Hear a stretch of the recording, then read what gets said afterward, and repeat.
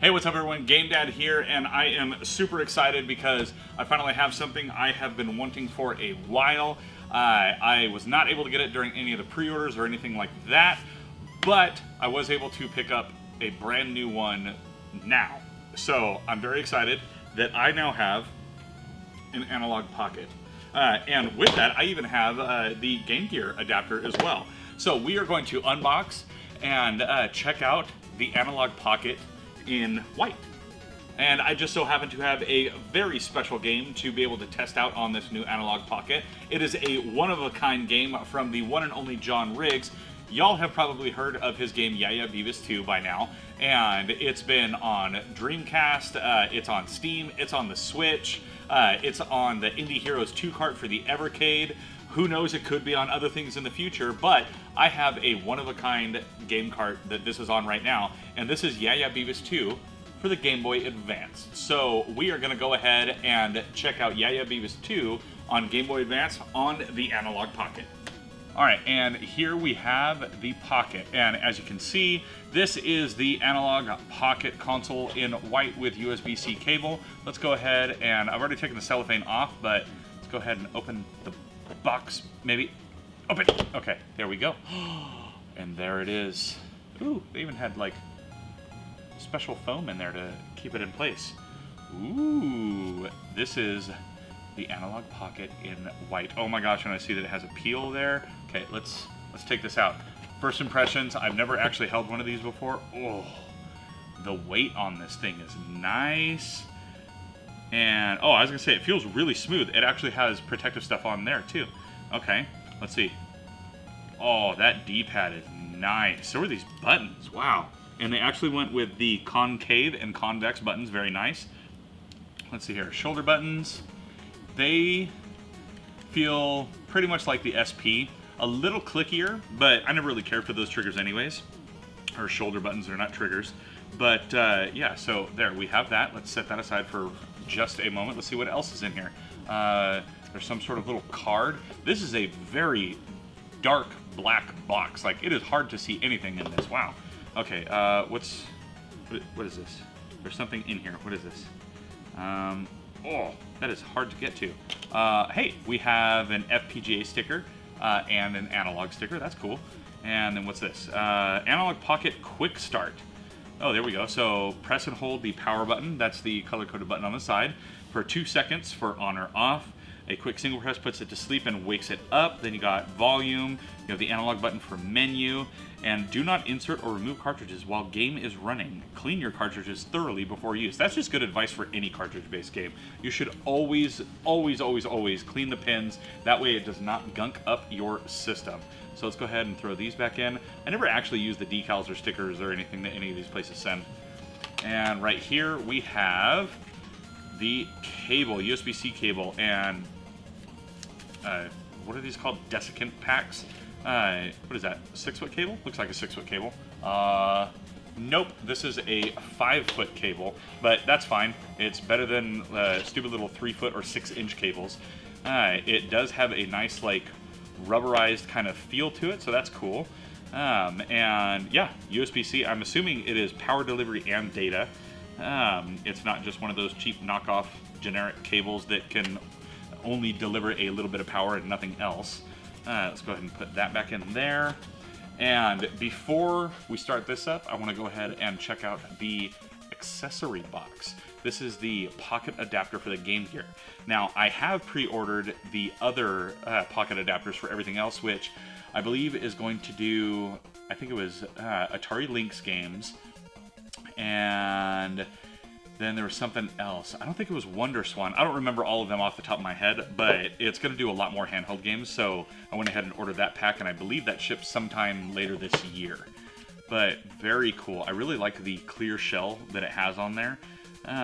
But this is the Analogue Pocket Game Gear adapter. Let's see what it's like when you slide that in right there. You just dink right there, and there you go. And it does not get in the way of a comfortable spot for where your hands are, so that's nice. Let's slide that back out. And let's go ahead and dive in. I really want to check out the Pocket itself now. So let's go ahead and turn this on and go from there. So we're going to go ahead and push that button, and this is going to be my first experience with it. I do not have the dock for it. I may get one later on, especially if they come out with a white dock. They don't have a black dock for now, and it would be cool if it was like all matching with the handheld. But I don't have the actual like HDMI or data or anything for it, so I won't be able to do any formal screen capture on this right now, but I'll be able to at least, you know, show you all the screen. Okay, so I just went through all the initial little tutorial stuff. Now I'm at the EULA, the Analog End User License Agreement, and to be honest, let me know in the comments below, have any of you ever actually read the EULA? I mean, I tried one time, a long time ago, and didn't work out. We're gonna accept. Update Analog OS. Okay, so apparently there is a QR code there, and I need to scan that in order to update the OS. So let's go ahead and do that with my phone really quick. We're going to do that, and we open, and let's see what this is going to do, because this just shows me a code for now. Yeah, so I think I'm going to have to update the firmware on this via my computer instead, because that QR code ain't going to do nothing for me on my phone. But we get in right here, and there are some very basic menus. We have Play Cartridge, Library, Memories, Tools, and Settings. Let's see here. Settings. We have Systems. Right now, it currently has the cores for Game Boy, Game Boy Color, Game Boy Advance, and Game Gear. Pocket. What's this? Display. Brightness. Oh, yeah, I like my consoles to be super, super bright. So we're going to do that. Oh, that's nice. It has a little battery indicator down here in the corner. Audio. What do we got here? Low impedance. Sure, why not? Okay. Global reset. Well, I guess that just resets the entire console, which we don't need to do that. Analog OS. There is a startup action where it shows the OS menu or the game cartridge. That's kind of cool. What's beta? Quick save and load. Okay. And sorry, it's not the best view, but then we have the about. It shows all the different things. Oh, what's a special thanks? Special thanks to a few different people, and I don't know who they are. But okay, what else we got in here? What's under tools? Oh, so Nano Loop. I don't know how to do any of that stuff, but you can apparently make music with this. And then GB Studio, you can make your own games and play them on this. I actually backed a Kickstarter. It still has a few days left, at least at the time of filming, for Kudzu. It's a new Game Boy game coming out, and it looks freaking awesome. And they actually have done a lot of testing with an Analogue Pocket, and they made it with GB Studio, so that's cool. Then they have Develop, they have SD card, which I can put on the side over here. Okay, and that is everything in there. I don't have a cartridge in there right now, so obviously it is not going to play that. It's in link mode with Analog BIOS 1.5. I don't know what the regular BIOS is yet, or what the most current BIOS is, but we will go ahead and check it out, and then I will see if I could put a couple of ROMs on here. Actually, at Midwest Gaming Classic, this last one, I actually picked up John Hancock's little flash drive that has a bunch of ROMs on it. So I should be able to transfer those onto here just via the SD card, or maybe even via the charge port at the bottom if that does data. Oh, and I just noticed there is a Game Boy Advance link cable port right there. So that's cool. I think it's a Game Boy Advance one, unless it's their own custom thing, but very cool. All right, so let's go ahead and get this updated and check out some games. Okay, now before we get this updated, let's go ahead and check out Yaya Beavis 2 and see if it just plays right out of the box on here, shall we? Alright, so here I am playing this at a super awkward angle, but as you can see, super vibrant, super colorful. I'm going to go ahead and get these guys. If you have never played Yaya Beavis 2, the game is super fun, and it's not just because I'm biased because John's my friend. It's because it actually is fun. It is a super fun game, and honestly, being able to have it on a pocket console like this is great. The colors look amazing on it. Now, let me see if I can remember, how do I change the color palettes? I think it was like, hold this. Oh yeah, oh there we go, look at original Game Boy LCD. I don't know why anyone would choose that. Okay, what else we got? Original SP101. And, oh, then Analog GBA, okay. So at least for this, there's only a couple things in there. Once I update the firmware, it might be better, but let's see if we can get that to focus, maybe? It's not focusing very well. Whoa, that Okay, it's not actually blurry like that. There we go. It's kind of coming in and out of focus.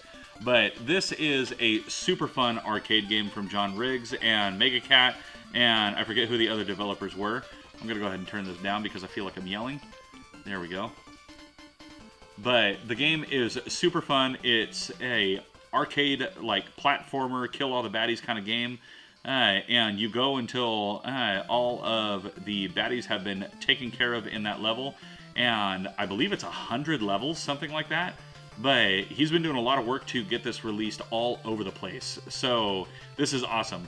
He had teased a Game Boy Advance cartridge a long time ago, and ever since then I wanted it because I have this game on every single platform that he currently has it released on, including the multi-regional versions, like with Dreamcast. I have the PAL and North American versions. So very stoked. He surprised me in a recent package with that, and very excited to have that in the system. Now, if we just go here, we can go ahead and quit that game. And now what I need to do, because I want to check out a couple more games, but I also need to update the firmware on this. So I'm going to get the firmware updated, and I am going to try and get some ROMs put on here, and then we will check out a couple more games on here, and then maybe my camera will stop being so dang blurry when I'm trying to show you things. Alright, so as you can see, I have updated the firmware on the Analogue Pocket, and now I have a new menu that says Open FPGA. So if I go into that, what is really cool is I have all kinds of different cores loaded onto this now, and I found a really neat auto updater that actually goes out. It will find the firmware for this, whether it's, you know, the latest version or whatnot, and it will also find every single core that is currently available and all of their patches and BIOS files, everything.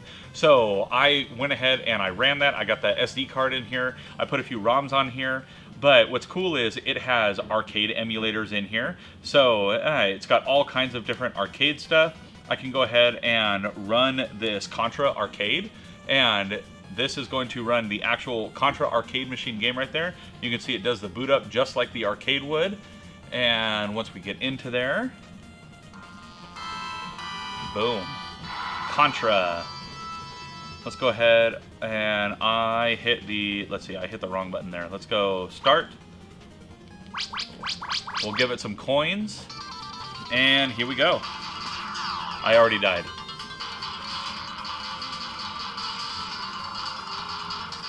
Nice. And here we go. Honestly, I prefer the NES version of this though. We'll go ahead and hit that analog button. We'll quit out. Now, in addition to the arcade, it's also got some basic computer stuff in here. You got Space War, you know, very first game right there. And it has something, the Video Brain family computer. It's got Amiga. As far as consoles, you have Atari 2600, 7800, Channel F. You got the Coleco on here, Genesis, and television. You have so many different things. Neo Geo, and that includes all the BIOS files to get the Neo Geo running on here. You have PC Engine and PC Engine CD. And just tons of different things. They even have the Super Game Boy as a console. Then if we go under Handheld, I got a bunch under here as well. And I actually added several games into this. Let's go ahead. Let's see Game Boy Advance on here. We'll run that one. And as you can see, I have a ton of different games in here. I will not say where I get my ROMs, but I will say that I own all the games that are in here as physical copies. So I don't have any moral dilemma with it.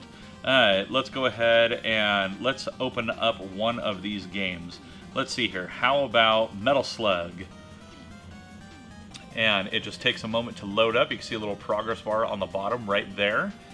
And there you go. Now it's loading up the Game Boy Advance emulator. We'll go ahead and turn the volume down on this one. Oh, I put it to sleep. I hit the wrong button. And now, as you can see right here, we have Metal Slug Advance. We'll push start, and we'll just get started on normal. Choose all the defaults in there. Let's go ahead and turn the volume down a little bit on this one. And if you like you some classic Metal Slug, then here we go. Metal Slug on the go. Oh, I apparently quit out of it. Oh, no, here we go. Mission 1, here we go. And the screen on this thing just looks so good, man. It's so good. Oh, there we go, yeah. Heavy machine gun.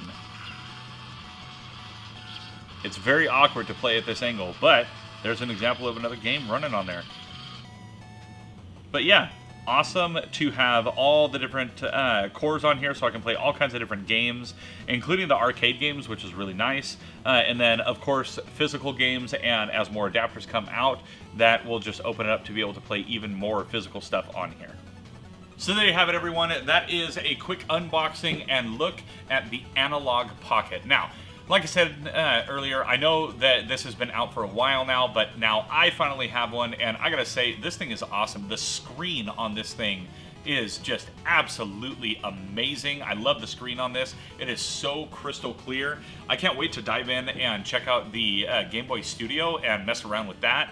And it's also a quick and easy way to be able to load up ROMs and stuff for homebrews and different game hacks and stuff like that. So very excited to have this as another way to be able to play a bunch of awesome games now. Now, if you liked today's video and you want to check out any other unboxings that I've done, then go ahead and check out this area right here. And as always, I'm GameDad. I thank you all for watching, and I'll catch you later.